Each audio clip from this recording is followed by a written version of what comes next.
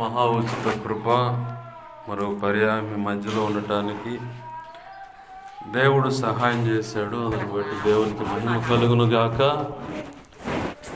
దయచేసి పరిశుద్ధ గ్రంథం తెరుద్దామండి. 96వ కీర్తన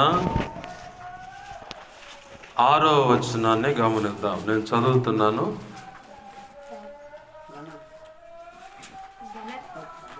క్షమించండి, 96వ కీర్తన 9వ వచనాన్ని చదువుతున్నాను, గమనించండి. పరిశుద్ధ అలంకారములు ధరించుకొని యెహోవాకు నమస్కారము చేయుడి, సర్వభూజనులారా ఆయన సన్నిధిని వణకుడి. చిన్న మాట ప్రార్థన చేసుకోండి. ప్రేమగల మా కన్న తండ్రి యేసయ్యా, నీకు వందనాలు, కృతజ్ఞతాస్తుతులు మా ప్రభువా. కృపతో నన్ను సమకూడిన నీ బిడ్డలను ఇదిగో తండ్రి, నీ చిత్తంలో నిర్ణయింపబడ్డ ప్రతి ఒక్కరిని కూడా జ్ఞాపకం చేసుకొని మీరు చదివించిన లేఖనాన్ని బట్టి కృతజ్ఞతాస్తుతులు చెల్లిస్తున్నాం. మొదటిగా వాక్యాన్ని విరచి ఆధ్యాత్మిక క్షేమాభివృద్ధి కలుగుటకు ఇహమందు కూడా సరైన మార్గంలో ఆశీర్వాదకరంగా జీవించుటకు అవసరమైన ఇంకనూ నీ చిత్తంలో నిర్ణయింపబడిన నీ చిత్తమైన వర్తమానాన్ని బయటకు తెచ్చి నీ పక్షం వహించిన ఈ అల్పుడు నీ చాటును మరుగుపరిచి దేవా, నీ దాసుని ముఖాంతరంలోంచి మీరు కనబడచ్చు. ఈ దాసుడు నోటిని మీ నోటి బోరగా చేసుకొని బలమైన నీ సన్నిధి, తేజో, మహిమ, ప్రభావం ఇక్కడ ఉంచి నీవే నాతో మాతో అందరితో మాట్లాడమని బతిమలాడుతున్నావు. నీ కార్యములు జరిగించండి ప్రభువా. నీకు వందనాలు, కృతజ్ఞతాస్తుతులు చెల్లిస్తున్నాను. అటగించ చూస్తున్న దురాత్మల అంధకార శక్తులు నీ వాక్కు వెలువడకుండా అభ్యంతరపరచాలని చూస్తున్న ఏవైనా యేసు నామములో వాటిని బంధిస్తున్నాను. నా చుట్టూ మా చుట్టూ మీరుండి నీవే నాతో మాతో మాట్లాడమని, నీ కార్యములు జరిగించమని ఈ వాక్యాన్ని బట్టి కృతజ్ఞతాస్తుతులు చెల్లించుకుంటూ యేసయ్య ఉన్నతనంత శక్తిగల నామంలోనే ప్రార్థించి సమస్తం పొందుకొని మహింపరచుకుంటున్నాం మా తండ్రి. ఆమేన్. మంచిది. మరొక మారు సమకూడిన మీ అందరికీ ప్రభు అయిన యేసుక్రీస్తు వారి పేరిట నా హృదయపూర్వకమైన వందనాలు. మరి ఆహ్వానించి సమయము ప్రత్యేకంగా ఇచ్చిన దైవజనులకు కూడా, దైవజనురాలకు కూడా ప్రత్యేకమైన నా హృదయపూర్వకమైన వందనాలు. ఆ దేవాది దేవునికి కూడా సమస్త ఘనత, మహిమ, ప్రభావాలు చెల్లునుగాక. ఆమేన్. ప్రభునందు ప్రియమైన దేవుని వారిలా గమనించండి. చదువుకున్న లేఖన భాగంలో మొట్టమొదటిగా ఏ మాట ఉంది? పరిశుద్ధ అలంకారములు ధరించుకొని యెహోవా నమస్కారము చేయుడి. ఆ తర్వాత మాట ఏముంది? ఆయన సన్నిధిని వణకుడి. మొదటిగా ఆ చివరి మాట తీసుకుందాం. పరిశుద్ధాత్మదేవుడు ఎందుకు ఆలోచన అటువైపు తీసుకెళ్తా ఉన్నాడు. ఆయన సన్నిధిని వణకాలి. ఎందుకు వణకాలి? మనం వాస్తవానికి మనం దేవుని సన్నిధికి అడుగు పెట్టడానికి కూడా అర్హులం కాదు, అనర్హులం. ఎలా పాష గారు అంటే, ధర్మశాస్త్రం ప్రకారము దేవాలయం అక్కడ ఉంటే బయట ఇట్లా నిలబడాలి మనం. ప్రభు చిత్తమైతే ఇస్తాడులే. ఆమేన్. హల్లెలూయా. ఏమి దేవాలయం అట్లా ఉంటే బయట ఉండాలి. మనం బైబిల్ గ్రంథంలో ఇద్దరిని చూస్తాం. ఎవరి వాళ్ళు? సుంకరి ఒకడు, పరిసయ్యుడు ఒకడు. వీళ్ళిద్దరు ఎక్కడుండి ప్రార్థన చేస్తున్నారు? దేవాలయంలోనా? దేవాలయం బయట. దేవాలయం బయట. బయట నిలబడి లోపల యాజకుడు దేవుని సన్నిధిలోకి వెళ్ళి విలిచిన బలి అర్పణలు అర్పించి బయటకు వచ్చేంతవరకు కూడా యాజకుడు పరిస్థితి ఏంటో యాజకుడికి కూడా అర్థం కాదు. బయటకు వచ్చేంత వరకు ఈ అర్పణ అర్పించిన వ్యక్తి యొక్క అర్పణ సంగతి ఏంటో ఇతగాడికి కూడా అర్థం కాదు. అంత టెన్షన్గా ఎదురు చూస్తూ ఉంటాడు. సమాధానం ఏమొస్తుందా దేవుని దగ్గర నుంచి? ఏ చిన్న లోపం అర్పణలో కనపడ్డా అది దేవుని కోపాన్ని తెచ్చిపెడుతుంది ఆ కుటుంబం మీదకి. ఆ కారణాన్ని బట్టి ఆ మాట ధర్మశాస్త్రంలో మోషే ద్వారా చెప్పబడింది. యాజకత్వం చేసే లేవీయులకు కొన్ని కట్టడలు చెప్పాడు. ఇలా ఉండాలి, ఈ క్రమ పద్ధతిలో ఇలాగా మీరు సేవ నడిపించాలి, ప్రజలను ఇలా నడిపించాలని చెప్పని లేవీయులకు చెప్పాడు. లేవీయుల క్రమం అది.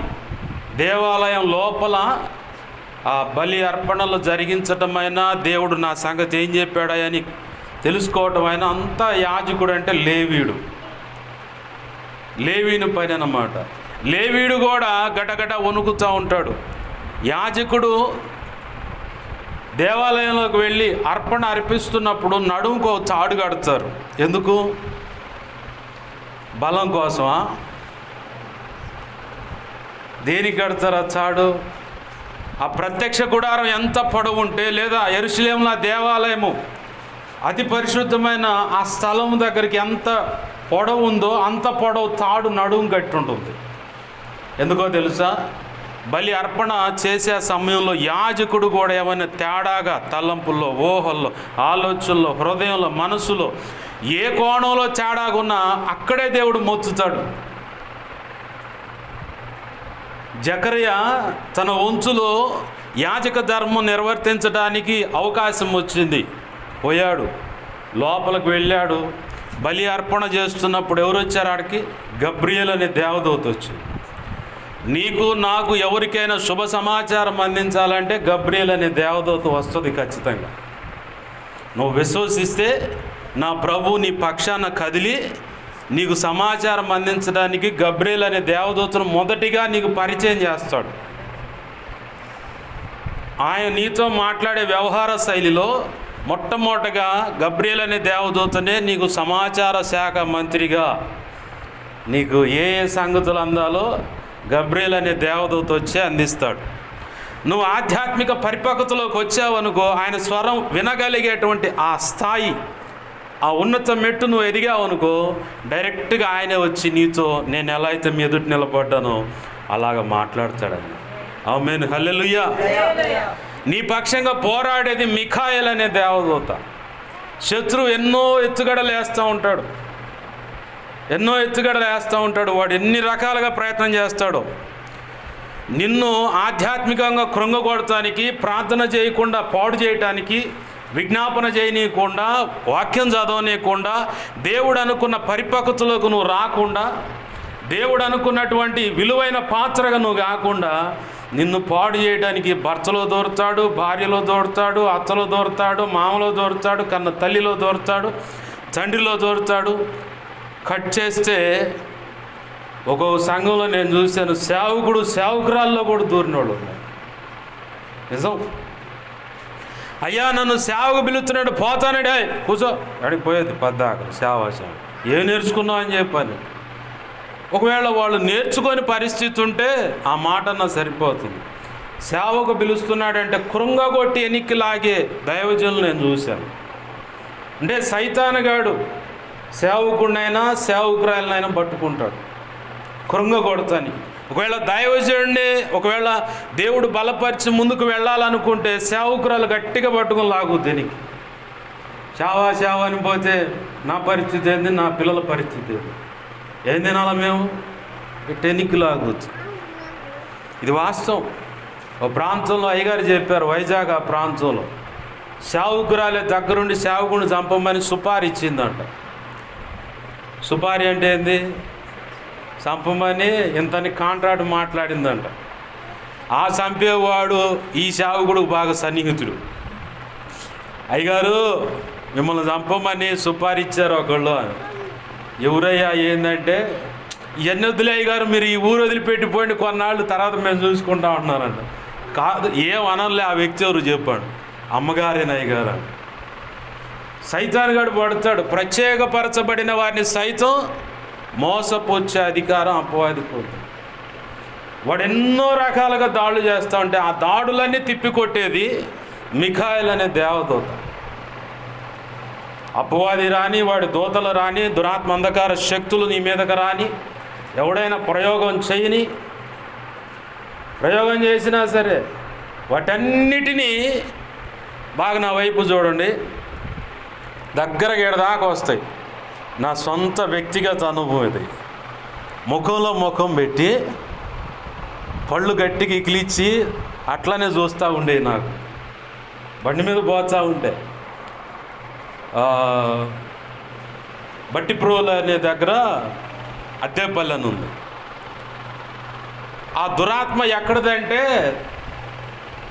కువైట్ ఆ ప్రాంతంలో ఒక, ఎలా చెప్పాలంటే, ఒక అఘోరాన్ని తను ప్రొటెక్షన్ చేసుకోవటానికి ఒక కోణంలో దాన్ని వాడతారంట. రెండవది, దేవతలు దేవుళ్ళు అనబడిన వాటికి సంబంధించిన విలువైన వస్తువులు కాపాడటానికి దాన్ని పెడతారంట. మీకు ఇంకా మైండ్కి ఎక్కాలంటే అంజీ సినిమాలో చూడు, కత్తి ఒకటి పళ్ళికిలిచ్చి, అదే దెయ్యం. అదొక దురాత్మ శక్తి అన్నమాట. దేనికి దాన్ని ఉపయోగపెడతారంటే యూట్యూబ్లో నేను దాని సమాచారం గ్యాదర్ చేసి, ఎందుకంటే ఇట్లా ముఖంలో ముఖం పెట్టి చూస్తున్నాయి అవి వచ్చి.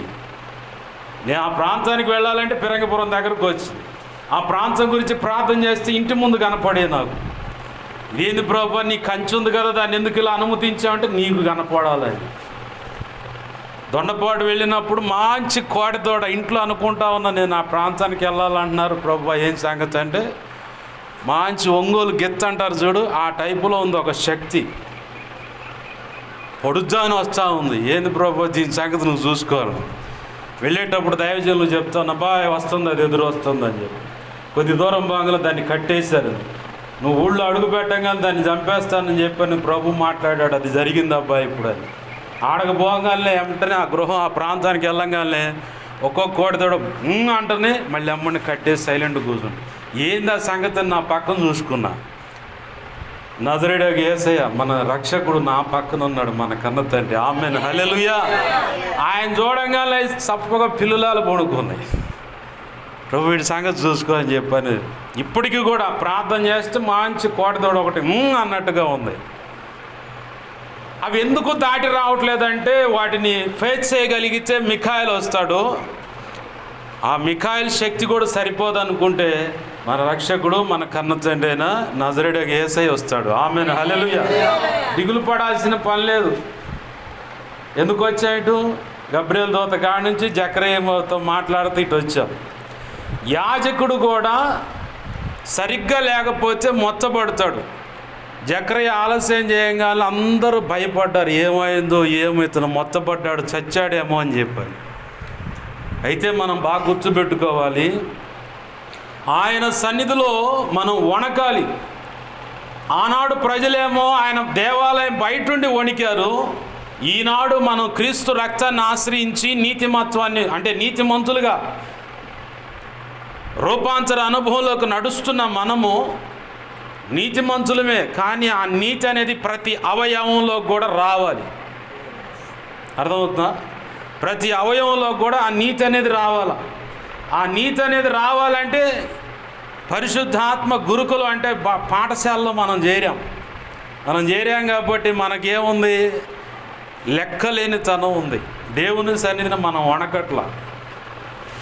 ఏముందిలే, పాస్టర్ గారు వచ్చారు, 4 మాటలు చెబుతారు, హల్లెలూయా స్తోత్రం ఆమేన్, రండి ప్రార్థన చేస్తామని చెప్పి ప్రార్థన చేసేవాడు పోతారు. తర్వాత మనం దేవుని సన్నిధి నువ్వు ఉన్న ప్రతి చోట అనుభవించాలి. యేసన్న గారు అంటారు ఒక వాక్యంలో, దేవుని సన్నిధి అంట నువ్వు వెళుతున్న ప్రతి చోట నువ్వు అనుభవించగలవంట. దేవుడు ఇక్కడ ఉన్నాడు, దేవుడు నన్ను చూస్తున్నాడు, ప్రతి విషయాన్ని పసిగడుతున్నాడు అనుకున్నప్పుడు నువ్వు తొందరపడి తప్పుడు ఆలోచన చేయడానికి బరితెగించు, తప్పుగా మాట్లాడటానికి ముందుకు అడిగేయు, దైవ చిత్తానికి వేరైన వాటి దగ్గర మొక్కటానికి కూడా పోవు, మొక్కాలన్న అభిప్రాయం కూడా నీలోకి రాదు. అర్థమవుతుందా? మనం మొదటిగా ఆయన సన్నిధిని వణకాల.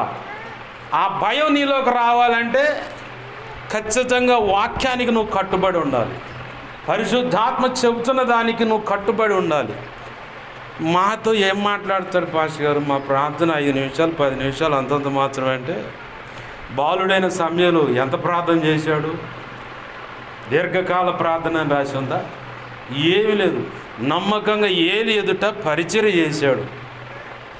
సమయలు అయ్యారు ఆ దీపం సరిగ్గా చూడు, సరేనా అయ్యారు. సమయలు ఆ పట్ట సరిచి ఇదే చేసింది ఆయన. కానీ దేవుని సన్నిధి ఎవరి దగ్గరకు వచ్చింది? ఏలి గారితో మాట్లాడుతల్లా, ఈ పసివాడితో మాట్లాడుతున్నాడు. కారణం, తన హృదయాన్ని నిర్మలంగా ఉంచుకున్నాడు, దేవునికి అనుకూలంగా తన బ్రతుకును మలుచుకున్నాడు. మరి ముఖ్యంగా దేవుని సన్నిధి అంటే భయంతో ఉన్నాడు. కాబట్టి సమయలు తను పెద్దవాడై తన కీర్తట ఆ దేశం అంతటా వ్యాప్తి చెందిందట. ఆమేన్, హల్లెలూయా. నీ గురించి కూడా చెప్పుకోవాలంటే మొదటిగా దేవుని సన్నిధికి భయపడు. దేవుడంటే భయపడు. నువ్వు అనుకుంటున్న క్యాజువల్గా ఏదో మొక్కుబడిగా పలానా చెల్లిస్తేనో, పలానా కానుక ఇస్తేనో, పలానా పరిచర్లు అక్కరుంది కాబట్టి అది ఇస్తేనో, సేవకుడు ఎంతో కొంత ఆర్థికంగా సహకరిస్తేనో నేను ఒడ్డున పడతా, పరలోకంలో భయపడతా, తర్వాత ప్రభు కిరీటం పెడతాడు, బడా మంచి దాసురాలా, నా సేవకుడు సహాయం చేసావు, సంఘంలో ఈ పని చేసావు, అది పెట్టా, ఇది చేసా, ఏమి అక్కడికి రావు. దేవుడు నిన్ను అంగీకరించాలి. మొదటిగా అంగీకరించాలంటే ఈ హృదయం పవిత్రపరచబడాలి. దాన్నే నిర్మల హృదయం అంటుంది ఇది బైబిల్. నీ హృదయం పరిశుద్ధంగా ఉందనుకో, చిన్న తప్పుడు ఆలోచన వస్తేనే గడగడ వణికిపోతాం. అసలు అది ఏమి లేదనుకుంటే అసలు ఆ గడగడ వండుకోవటం కాదు, మాకు మామూలుగా సరిపోయింది, ఇది జరుగుతానే ఉందనుకుంటే నువ్వు ఇంకా నీ హృదయం ఇంకా మెత్తగా మారలా. పెళుసుదానం ఉంది. ఆ పెళుసుదానం ఎరగటానికి అప్పుడప్పుడు మనల్ని అక్కడక్కడ దేశపోయి నలుపుతూ ఉంటాడు. మనం ఎందుకు ప్రభు ఈ రకంగా చేస్తున్నావు, ఎందుకయ్యా మాకు ఏంది ఇది దరిద్రం అనుకుంటాం మనం. ప్రభు అంటాడు, నిన్ను ఆశీర్వదిస్తా, కానీ నీ హృదయం నాకు అనుకూలంగా ఉండాలి. నీ హృదయం నేను అనుకున్నట్టుగా ఉండాలి. నీ హృదయంలో చిన్న ఎండిపోయిన మొక్క ఏంటి, అవి పుల్లలు ఉన్నాయి. ఇప్పుడు మనం వ్యవసాయం ఉంది, ఇప్పుడు రైతులుగా ఉన్నారు కాబట్టి వ్యవసాయం ఉంది. మెట్ట భూమికి వెళ్తే రైతు ఏం చేస్తాడు, పంట అయిపోగానే నాగళ్ళు వేస్తాడు. మంచి ఏ పైన వర్షం కురవగానే వెంటనే చిన్న గొర్రు తీసుకొని పోయి సాలిరవాలు వేస్తారు, తర్వాత మూలసాళ్ళు వేస్తాడు, ఆ తర్వాత గుంటకు లాగుతాడు. చివరికి ఫైనల్గా తేలేదేంది, ఆ భూమి అంతా మెత్తగా అయిపోద్ది. చిన్న రాళ్ళు, చిన్న ముక్కలు, ఏమన్నా కలుపు మొక్క, కర్ర ముక్కలు అలాంటివి ఏమన్నా మొత్తం ఏరి పక్కనేస్తే ఆ భూమి ఎలా ఉంటుంది? అబ్బా ఏముందరా ఈ భూమి అనుకుంటాం, అవునా కదా? అప్పుడు ఇది కరెక్ట్గా లైన్కి వచ్చింది. ఇప్పుడు ఒక్క వర్షం పడితే మిరపెత్తనాలు వేయటానికైనా అనుకూలమే, మొక్కజొన్న విత్తనాలు వేయటానికి అనుకూలమే, పత్తి విత్తనాలు వేయటానికి అనుకూలమే, అవునా కదా? దీన్ని ఆధ్యాత్మిక జీవితంలోకి అన్వయించుకుందాం.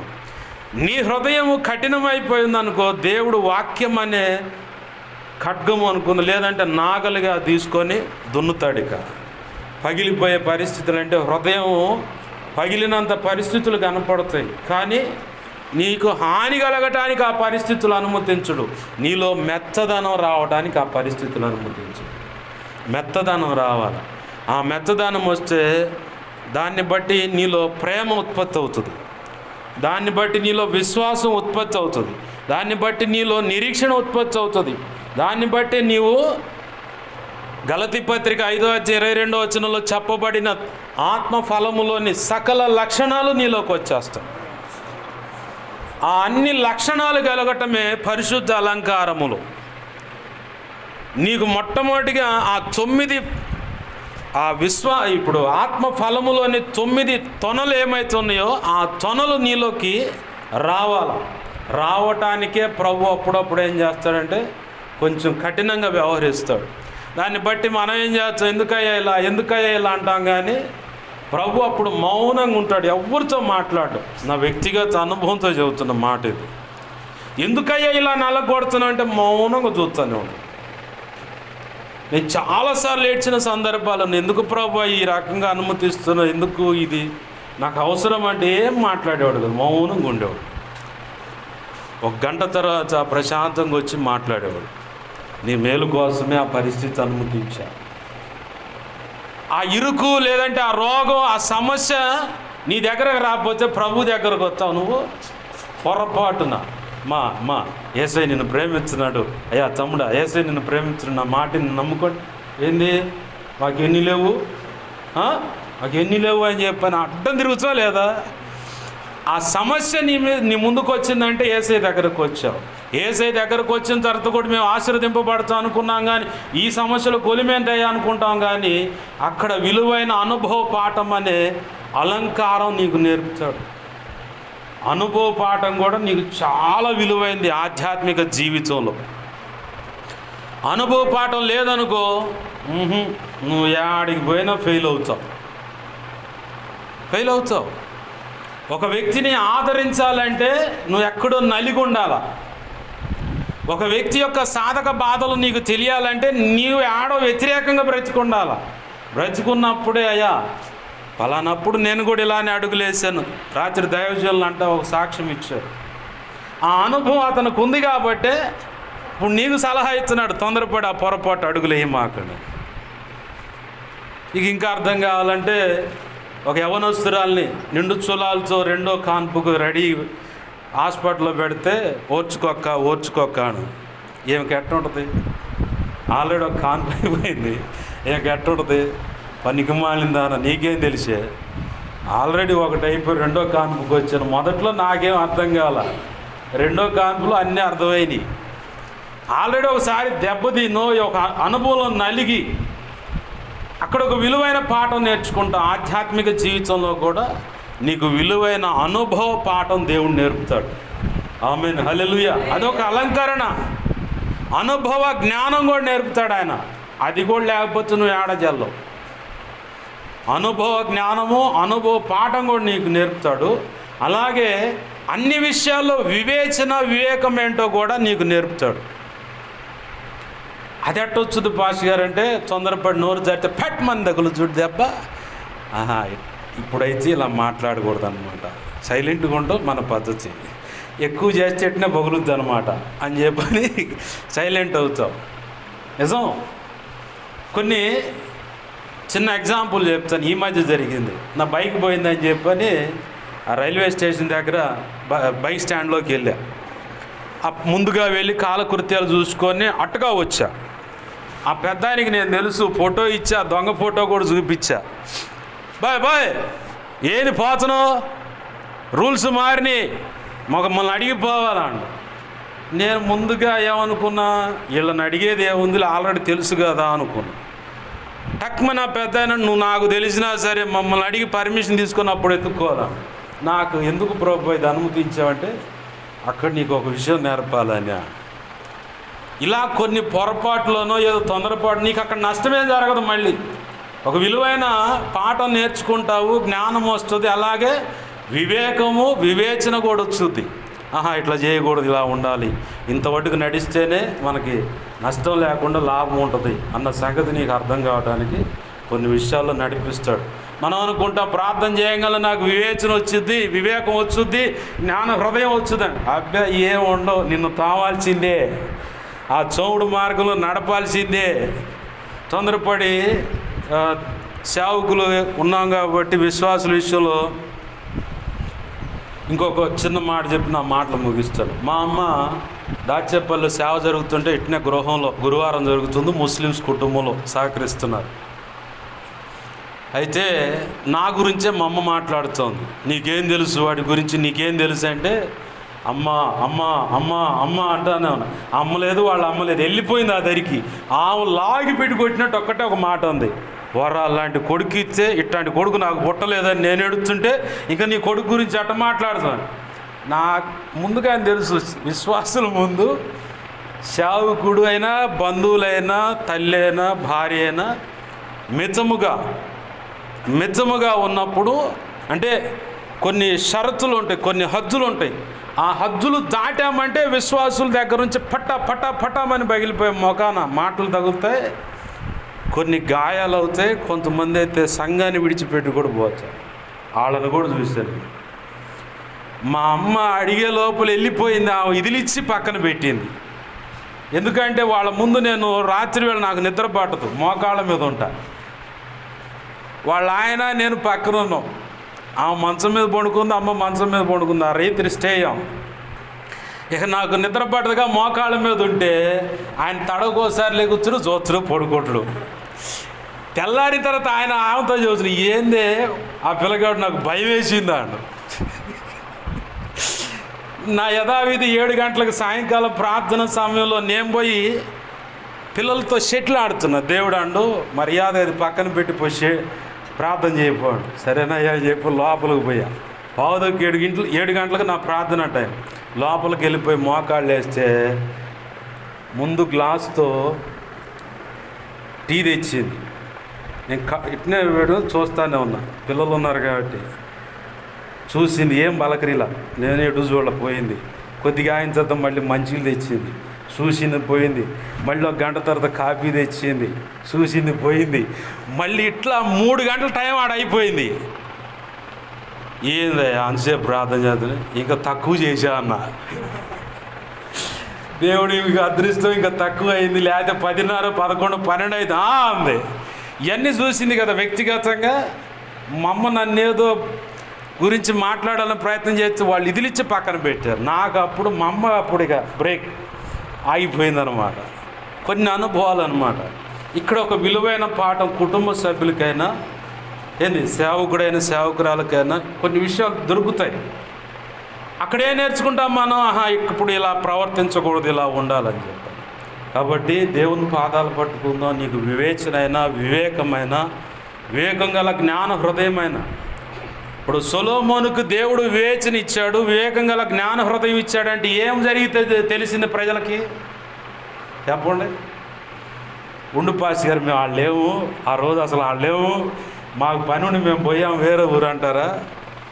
సొలొమోను ముందుకు ఒక జటిలమైన అంటే కఠినమైన పరిస్థితి వచ్చింది. 2 వచ్చారు, నా బిడ్డ అంటే పోట్లాట చేసుకుంటున్నారు.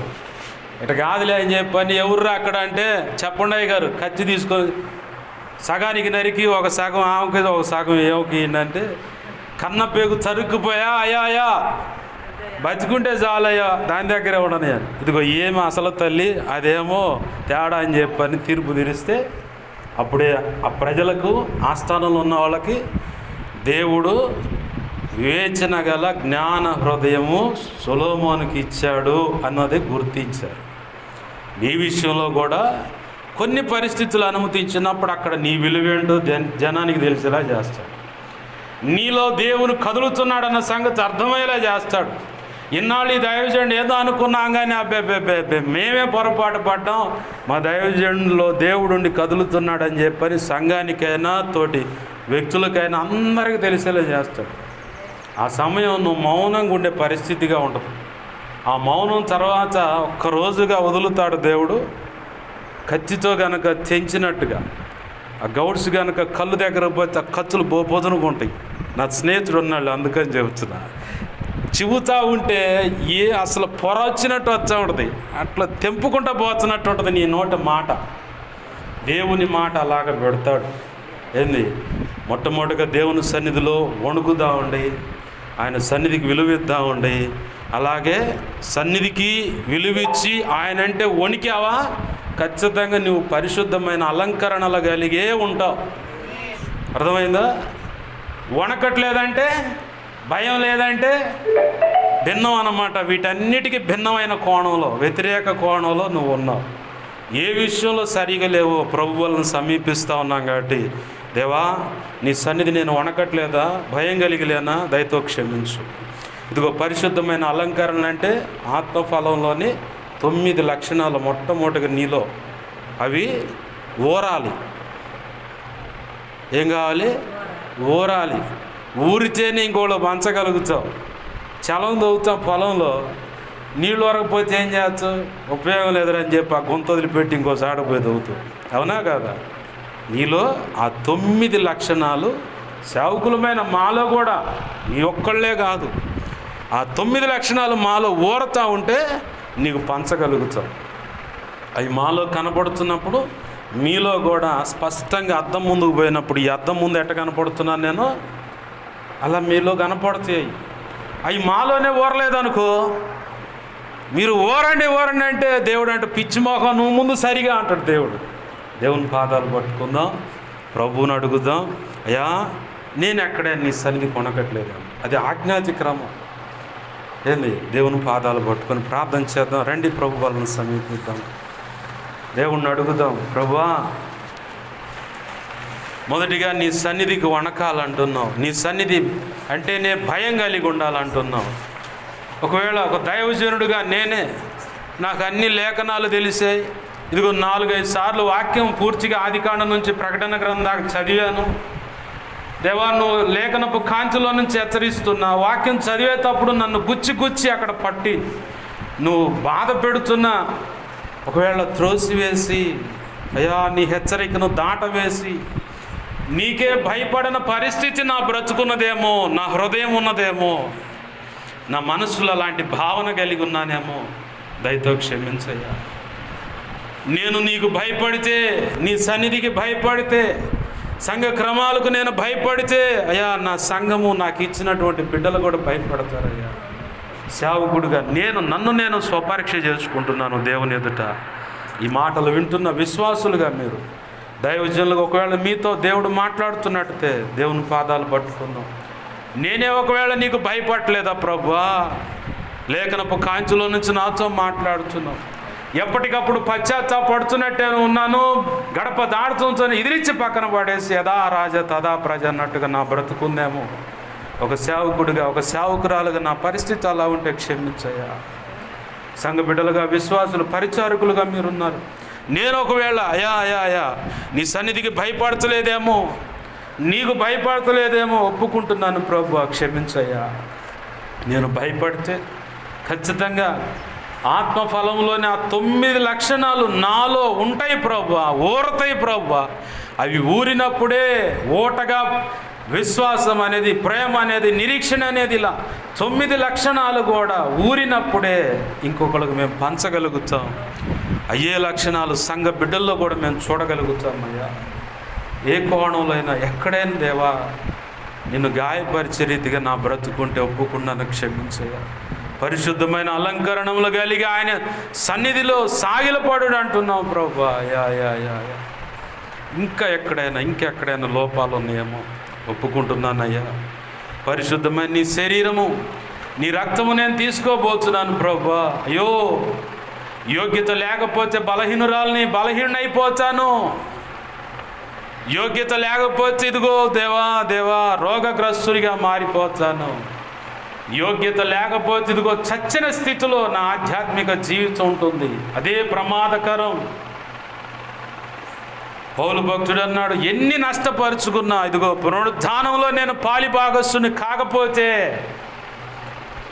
నా విశ్వాసము, ఇంతకాలము నేను పడ్డ ప్రయాసంత వ్యర్థమే. ఆ పునరుద్ధానమే లేకపోతే క్రీస్తు రక్తమును ఆశ్రయించుట వ్యర్థమే అన్నాడు ప్రభువా. దేవా, నేను ఎన్నో నష్టపరుచుకున్నా, నష్టంగా ఎంచుకున్నా, పునరుద్ధానంలో నేను పాలిభాగస్తుడిగా, ఒక సేవకుడిగా, ఒక సేవకురాలుగా, అయ్యా ఒక విశ్వాసులు, స్త్రీలుగా, పురుషులుగా, పరిచారకులు, ఇలా అయ్యా మేము ఆ నష్టం కనుక మా జీవితాల్లో ఉంటే ఇన్ని సంవత్సరాలు భక్తి చేసిన వ్యర్థమే ప్రభువా. శరీరము, రక్తము ఇస్తున్నది పునరుద్ధానంలో మేము పాలిభాగస్తులం అవటానికే కదయ్యా. క్రీస్తు యేసు సంపూర్ణతకు సమానమైన సంపూర్ణత మేము పొందాలనే కదయ్యా. నువ్వు ప్రతి ఒక్కరిని క్షమించావయ్యా, ప్రతి ఒక్కరిని ఓర్చుకున్నావయ్యా, ప్రతి ఒక్కరిని ఆదరించావు దేవ, హక్కును చేర్చుకున్నావు. ఒక మాట అన్నా ప్రభు, విలువైన మాట. మనిషి కుమారుడు పరిచారము చేయించుకోవటానికి రాలేదు, పెత్తనం చేయటానికి రాలేదు, పరిచారకుడుగా ఉండి సేవలు చేయటానికి వచ్చాడు. ఒకవేళ సేవకులమని కానీ, మేము పలానా సంఘ విశ్వాసులమని కానీ, పరిచారకులం, సంఘ పెద్దలమని కానీ విర్రవీగేతనం మా హృదయంలో ఉన్నట్టే, అయ్యో భ్రష్టత్వానికి దగ్గరలో ఉన్నాం ప్రభువా, మమ్మల్ని మేము సరి చేసుకోవడానికి కృపను తెలుసు. అయ్యా, ఇదిగో తండ్రి, దాసుని స్వరూపం ధరించిన వాడు ఉమ్ములు సహించావు, తృణీకారాన్ని సహించావు, శ్రమల కొలిమిలో నువ్వు విధేయతను నేర్చుకున్నావు అంటుంది లేఖనం. ప్రభువా, మేము విధేయత కనబరచకుండా నీ మీద తిరుగుబాటు చేసేవారిగా ఉన్నామా? దయతో క్షమించండి ప్రభు అంటూ ఆయన పాదాలు పట్టుకుందాం, ప్రార్థన చేద్దాం. ప్రేమగల మా తండ్రి, నీకు వందనాలు, కృతజ్ఞతాస్తుతులు మా ప్రభు. దేవా, మీరు వెలువడ చేసిన మాటలన్నీ మా హృదయాల్లో పదిలపరచండి. పరిశుద్ధమైన నీ శరీరము రక్తము తీసుకోబోతుండగా ప్రభు యోగ్యతను దయచేయి. అయోగ్యంగా మేము ఎవరూ బలలో చేయవేయకూడదు ప్రభు. కృపచేత నన్ను మమ్మల్ని జ్ఞాపకం చేసుకోండి. మీరే నాతో మాతో అందరితో దేవా మీరు మాట్లాడారు, అందుని బట్టి నీ కృతజ్ఞతాస్తుతులు. నీ సన్నిధికి మేము భయపడాలయ్యా, వణకాలి ప్రభువా, నీకు భయపడాలి ప్రభువా. ఆనాడు యాజకులు దేవా ఇశ్రాయేలీయులు దేవాలయం ఎదుట ఉండి వణికారు. మేము ఈరోజు దేవాలయంలోకి వచ్చి కూడా నలుగురుగా సమకూడినప్పుడు ఇది ఒక దేవాలయంగా మార్చబడుతుంది. దేవాలయంలోకి వచ్చి కూడా మేము వణకట్లేదు, భయపడతలేదు. పరిశుద్ధమైన అలంకరణల విషయంలో దేవ ఆశ కలిగి ఆపేక్షించట్లేదు. క్షమించు ప్రభువా. మాలో ఆత్మఫలంలోని సకల లక్షణాలు ఊరాలయ్యా. అవి ఊరినప్పుడు అనేకులు పంచగలుగుతాం. సహాయం చేయండి ప్రభు అని ప్రార్థన చేసుకుని. ప్రేమ స్వరూపివైన మా తండ్రి, నీకు వందనాలు, కృతజ్ఞతాస్తుతులు చెల్లిస్తూ దేవా వాక్యాన్ని మా హృదయాంతరంగాల్లో పదిలపరిచి ఫలింపచేసి కృపలో వర్ధలో చేయమని ఈ వాక్యాన్ని హెచ్చించుకుంటూ నీ నామాన్ని కనపరుచుకుంటూ యేసు నామంలోని ప్రార్థించి సమస్తం పొందుకొని మహింపరుచుకుంటున్నాం మా తండ్రి. ఆమేన్.